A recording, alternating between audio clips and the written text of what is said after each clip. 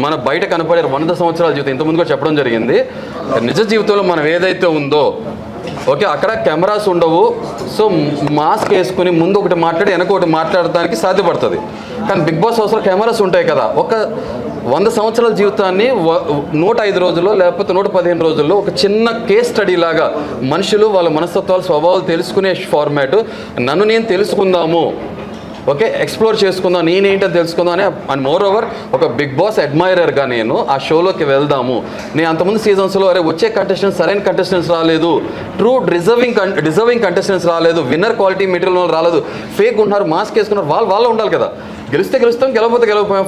Trophy గెలవటం ఇంపార్టెంటా, మనుషుల మనసు గెలవటం ఇంపార్టెంటా, నాకు క్లారిటీ ఉంది కాబట్టి నేను దానికి ఫిట్ అవుతాను ఫీల్ అయ్యాను కాబట్టి వెళ్ళాను. నన్ను నాలాగా చూశారు. అక్కడికి వెళ్ళి నేను ఎవరితో ఫ్రెండ్షిప్ చేయదలుచుకోలేదు, ఎవరితో నాన్న అమ్మ తమ్ముడు చెల్లి వదిన అక్క నాకు అవసరం లేదు.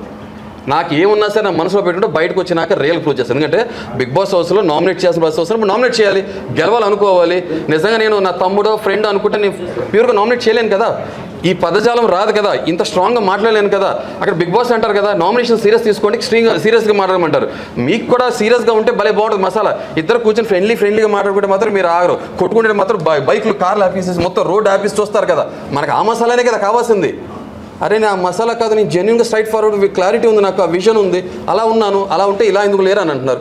సో నేను ఫ్రెండ్షిప్ చేయడానికి వెళ్ళలేదు, ఫ్రెండ్స్కి ట్రోఫీ ఇవ్వడానికి వెళ్ళలేదు. ఆర్గానిక్గా ఫామ్ అవుతే ఆర్గానిక్గా ఉన్నాను. సుమన్ శెట్టి గారితో నచ్చారు. ఎవరికైతే వీక్గా ఉన్నారో లేకపోతే ఇన్ఫీరియర్గా ఉన్నారో లేకపోతే ఇంట్రోవర్ట్లో ఉన్నారో వాళ్ళు పక్షాన్ని నిలబడ్డాను. తప్పు జరుగుతున్నప్పుడు ఎగ్నెస్ట్గా ఫైట్ చేశాను, అలాగే ఉన్నాను. మీరు అదే చూసారు. అదే మనిషిలో నాకు తప్పు అనిపించడం నామినేషన్ అదే పాయింట్ పెట్టాను. ఫ్రెండ్షిప్ ముసుగులో నేను వాళ్ళు కాపాడలేదు, సేవ్ చేయలేదు, జెన్యూన్ ఉన్నాను. మా మదర్ అయినా మా ఫాదర్ అయినా సేమ్ ఇలాగే ఇదే పర్స్పెక్టివ్తో మాట్లాడతా.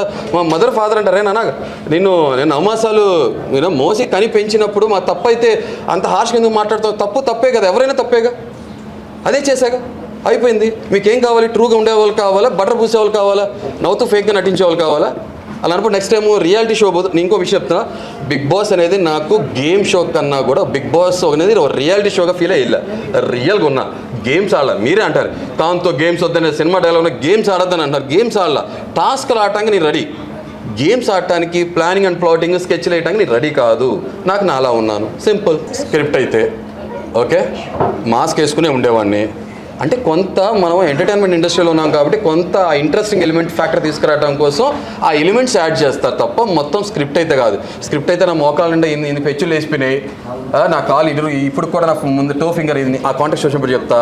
ఈ భుజం ఇప్పుడు కూడా సరే లేకట్లా, మా కన్నా మీద భుజం మీద వేసి ఇలా పట్టుకుందాం అని కుదరట్లా. సో నడుముని పట్టుకుని వాటేసుకుంటున్నా నేను నటించి. సో కాబట్టి ఇవన్నీ మాత్రం వాస్తవం నిజం. ఈ హ్యూమర్ ఇప్పుడు అడిగారు కదా, ఇప్పుడు నా హార్ట్ మనం మర్చిపోయా. 3rd H హ్యూమర్ ఎప్పుడు పనిచేస్తుందంటే హార్ట్ కూడా ఉండాలి. సో మనస్ఫూర్తిగా మనసు ఉన్న చోట ఆటోమేటిక్ హ్యూమర్ వస్తుంది. అదే జరుగుతుంది. సో అరే నేను వైల్డ్ యానిమల్లా ఉన్నాను కదా, వైల్డ్ కార్డ్కి కరెక్ట్గా యాప్ట్ పర్సన్ నేనే కదా, నేనే లోపలికి వెళ్ళి మాట్లాడతా కదా, ఎవరితోనో మాట్లాడగలిగాను కదా. సింపుల్ వస్తే వెళ్తా. ఈ లోపల చూసారు కదా జంబో ప్యాక్ నుంచి ఫ్యామిలీ ప్యాక్ నుంచి ఇప్పుడు 6 ప్యాక్ కాకపోతే 1 ప్యాక్ చేసుకుని వెళ్తా, ఫైట్ చేస్తాను. ఆ ప్యాక్లో ఆడేవాళ్ళు ప్యాక్ ఆట ఆడతా. సింపుల్ కుదురుతుంది. సంజన గారు థ్యాంక్ యూ. చప్పలు కొట్టారు ఎవరన్నా? మరి ఇప్పుడన్నా కొట్టండి ప్లీజ్ మీరా. Thank you. ఇలా బ్రింగ్ ఇట్ ఆన్ బ్రదర్. మీరు చెప్తున్నాను నాలో డాన్సర్ లోపలే ఉండి దాగున్నాడు. నేను చాలా నేను మీతో ఎంత స్ట్రాంగ్ బ్రదర్. నేను చూపిస్తే మిమ్మల్ని తర్వాత డాక్టర్ చూపించాల్సి వచ్చేది మీ ఇంట్లో వాళ్ళు. ఓకే సో కాబట్టి అంటే నిజంగానే బేసికల్గా డాన్స్ అంటే ఇష్టం. ఇలా అరే చప్పలు కొడుతున్నా కదండి. అంటే ఒకటి అంటే బ్రింగ్ ఇట్ ఆన్ అన్న ఒక మ్యానిజం. ఫ్రాంక్గా నాకు బ్యాక్గ్రౌండ్ మ్యూజిక్ ఏదైతే అగ్ని పరీక్ష ఉందో అక్కడే అనుకున్నా. ఎందుకంటే ఇది చదరంగం కాదు రణరంగం.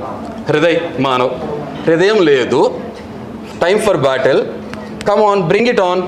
ఇదే మ్యానరిజం. చప్పట్లు ఇలా కొట్టా, అందరితో పాటు నేను ఇలా కొడితే చప్పట్లు బదులు కొట్టేవాడిని అవుతాను. ఇలా కొట్టాను కదా, ఆ చప్పట్లో కూడా ఫైట్ అప్రిషియేట్ చేస్తున్నాను.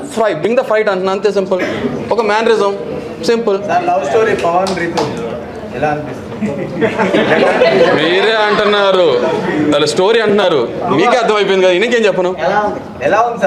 అరే అది నిజంగా ఏదైనా సీరియల్ తీస్తే చాలా బాగుంటుంది, కానీ రియాలిటీ షోలో నాకు అతికినట్టు అనిపించట్లా. అంటే ఇంకోటి సారీ జోక్స్ అపార్ట్, కొంత షోలోకి వెళ్ళక ముందు ఒక అవగాహన ఉంటుంది కదా, కొంత మనం రీసెర్చ్ చేస్తాం కదా.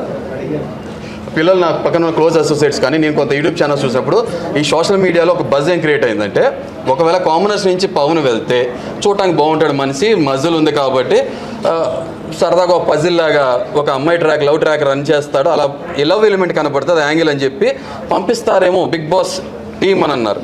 ఓకే అలా జరుగుతుందేమో జరగకపోవచ్చు అనుకున్నా. కానీ అక్కడ వెళ్ళినాక ఈ మనిషి ఫోటో కనబడుతుంది ఫ్రేము, ఇంకొక ఫోటో ఫ్రేమ్లో క్వశ్చన్ మార్క్ ఎవరు ఉంటారు అనుకున్నా. అక్కడికి వెళ్ళి రీతు కూర్చుంటారని నాకు తెలియదు.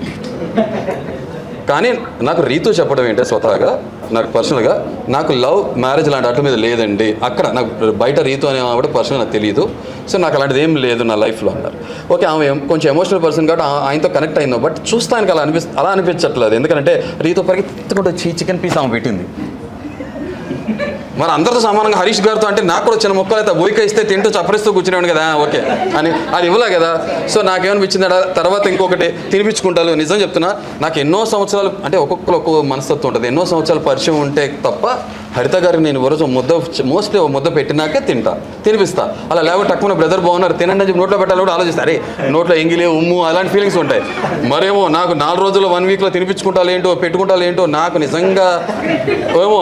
ఎందుకంటే నేను పిల్లర్స్ చాలా టైం తీసుకుంటా కదా, నాకు తొందరగా కూలిపోవు కాబట్టి స్ట్రాంగ్ ఉంటాయి కాబట్టి బ్రేకప్ లీవింగ్ ఇలాంటి నాకు నచ్చదు. లీవింగ్ తర్వాత లీవింగ్ నాకు కుదరదు.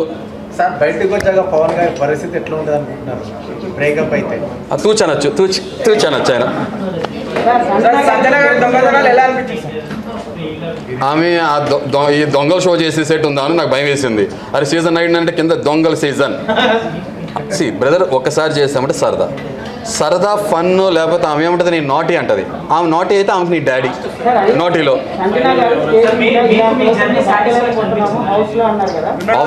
ఆబ్వియస్గా. ఎందుకంటే ఆబ్వియస్గా నా జర్నీ సాటిస్ఫాక్షన్ అనిపించిందని మీకు క్లియర్గా చెప్తున్నా. జర్నీ 105 రోజులు చేశానా 115 రోజులు చేశానా లేకపోతే 30 రోజులు చేశానా కాదు, కన్విక్షన్తో నిజాయితీగా నాలా ఉన్నాను. కెమెరాస్లో ఏం కనబడుతుంది బయట ఏం చూస్తున్నారు ఎలా వెళ్తుందని ఫీల్ అవ్వకుండా నిజాయితీగా ఉన్నాను. బ్రదర్ వాళ్ళు ఫీల్ అవుతారా ఛానల్ ఓకే. సో నిజాయితీగా ఉన్నాను, ఫిల్టర్ లేకుండా అన్మాస్క్గా ఉన్నాను. ఒకటే బయట ఏమై ఉంటుందని ఆలోచించింది ఏంటంటే ఫస్ట్ వీకెండ్ నా మీద ఒక రాంగ్ క్యారెక్టర్ అసోసియేషన్ పడినప్పుడు అరే రాంగ్ నెరేటివ్ సెట్ అవుతుంది, హరిత ఏమవుతారు బయట మా ఫాదర్కి ఎలా ఉంటుందని అప్పుడే బయట ఏం జరుగుతుందని ఆలోచించింది తప్ప దాని తప్ప మిగతా అంత బయట ఏం జరుగుతుంది బ్రదర్ వస్తే అడుగుతారు. ఒకవేళ మీరు అపార్థం చేసుకున్నారు అనుకో, ఒక మనిషిని అర్థం చేసుకున్నప్పుడు అపార్థం చేసుకుంటారు. క్లియర్గా నా సైడ్ నేను చెప్తాను కదా, అర్థం చేసుకుంటారు. అర్థం చేసుకునే తత్వం లేదనుకో పట్టుకుని దానికి ఏడే కాలని చెప్పి చిన్నపిల్లలాగా వెళ్ళి బాబు ఆడుకోమని చెప్పంట అంతే. ఇంకేం చేస్తాను, సింపుల్ అయిపోయింది. మరి సెల్ఫ్ ఎలిమినేట్ అయ్యి వెళ్ళిపోతే బాగుండేదిగా, బతకలేనప్పుడు వెళ్ళదు కదా. ఒకటే చెప్తున్నా, ఇదే ఈ సంజన గారు స్టార్టింగ్లో పాపం ఎగ్ విషయంలో నిజంగా నేను చాలా సీరియస్ ఏమి అవ్వలే. పోన్లే తింటే తిన్నారు. మిగతా అందరు కలిపి మేము 8 మంది ఉన్నాం సెలబ్రిటీస్, మీరు లేరు అదే టెనెంట్స్ మీరు లేరు అన్నప్పుడు ఆ కలం నీళ్ళు పెట్టుకుని ఏదో వ్యక్తిగతంగా ఇదే బర్నీ గారు బాడీ షేమింగ్ చేశారంట, మీరు మీ దగ్గర రికార్డెడ్ ఉంటుంది అది అన్నారని చెప్పి బాధపడతాప్పుడు అందరూ ఆమెను వెళ్ళేసినప్పుడు నేను వెళ్ళి ఆమె ప్రాబ్లంలో ఉందేమో అనుకుని వెళ్ళి ప్రాబ్లం ఉన్న మనిషి పక్షాన్ని నిలబడతాక నిలబడ్డాను. తర్వాత ఆమె ప్రాబ్లం అని తెలిసిన తర్వాత ఆమెకి ఎదురు నిలబడ్డాను. స్టాండ్ తీసుకోమంటారు కదా, స్టాండ్ తీసుకుంటే తప్పే ఉంది, అదేగా నేను చేసింది. తర్వాత 7గురితో దొంగతనం చేశారు. తర్వాత చెప్తాను మీకు విషయం. తర్వాత నేను పట్టేసుకున్న తర్వాత ఆమె నాతో ఫ్రెండ్షిప్ చేస్తూ మీరు నా గురూజీ, ఇప్పుడు ఇంకొక లైన్ అని పిలుస్తున్నారు కదా ఓకే, లైన్లు మర్చిపోయి నన్ను గురూజీ అని పిలిస్తే అమ్మ ఇంత అదృష్టం అంత నేనేం చేశానమ్మా నేను అంటే లేదు మీరు నాకన్నా స్మార్ట్ తెలివైన వాళ్ళు చాలా స్ట్రాంగ్ కంటెస్టెంట్. ఓ మీరు అప్పుడే గుర్తించేశారా. ఒక దొంగకి గజ దొంగ గురించి తెలుస్తుంది, ఆమె తెలిసిపోయిందేమో నేనేంటో. అందుకే కదా థమ్స్అప్ తీసేసాను. దొంగోడి దగ్గర దొంగతనం చేసేవాడే మాస్క్ అబ్జర్వ్, ఉన్నోడి దగ్గర కొట్టేసి లేనోటి పెట్టేవాడుగా. అదే నేను చేసింది. థమ్స్అప్ నేను తీసుకోవాలి, టేబుల్ మించి ఓపెన్గా తీసేసా, తీసుకెళ్ళా. ప్రియా చూశారు, ప్రియా కొంత ఇచ్చాను. తర్వాత ఫ్లోరాకి అన్నీ జరుగుతుంది, ఫ్లోరాకి ఇచ్చా. ఫ్లోరా చాలా హ్యాపీ ఫీల్ అయ్యారు. సో అదే ఆమె హరీష్ గారు మీరు ఓనర్స్గా ఉన్నారు కదా, సారీ పాపం ఇది కట్ చేసుకోండి. సుమన్ గారి పర్సనల్ థింగ్ ఏదైతే ఉందో అది లేపేద్దామంటే నో, పర్సనల్ అటాక్ చేయొద్దు. ఎందుకంటే ఎమోషనల్గా వాళ్ళు ఆల్రెడీ ఏంటంటే ఫ్యామిలీస్ నుంచి దూరంగా ఉంటాం, ఫుడ్గా ఇబ్బంది పడుతుంటాం. సో ఇలాంటివి మనం చెయ్యొద్దు, ఒక థిన్ లైన్ దాటకూడదు, క్రాస్ చేయకూడదు అనే ఉద్దేశంతో ఆమెకు నేను అలాంటి విషయంలో పార్ట్నర్షిప్ చేయాలా, పార్ట్నర్గా లేదు, కంపెనీగా లేను. తర్వాత ఆమె కెప్టెన్గా గెలిచిన తర్వాత ఆమెలో ఒక శాడిజము క్రూయల్ ఎలిమెంట్ ఈవిల్నెస్ కనపడ్డాక నేను ఆమె నుంచి దూరంగా ఉన్నాను. ఎందుకంటే ఫ్లోరా గారిని నా సామాన్లు మోసుకురమ్మన్నప్పుడు పర్సనల్గా అటాక్ చేయకూడదు, చేసినప్పుడు ఆమె దూరంగా ఉన్నాను. 7 గుడ్లు తిన్నప్పుడు ఫస్ట్ పసికట్టిన కూడా నేనే కదా. నా దౌర్భాగ్యం ఏంటో దొంగోడు తొందరగా నాకే దొరికిపోతాడు. ఆ బ్రహ్మానందం అందరికి 5 సెకండ్లు దొరికిపోతే 5 నిమిషాలు దొరికిపోతే నాకు 2 సెకండ్లు దొరికిపోతాడు దొంగోడు. అది నా జాతకంలో ఉంది. హలో, తెలుగు రాజ్యం ఛానల్ చూస్తున్నారా? సామాజిక రాజకీయ జీవన చిత్రణే తెలుగు రాజ్యం. అతిశయోక్తులు అసత్యాలు ఉండవు. రాజకీయ కోణం కాదు, ప్రజా కోణమే కొలబద్ద. తెలుగు రాజ్యం వీక్షణ మీ ఉత్తమ అభిరుచికి నిదర్శనం.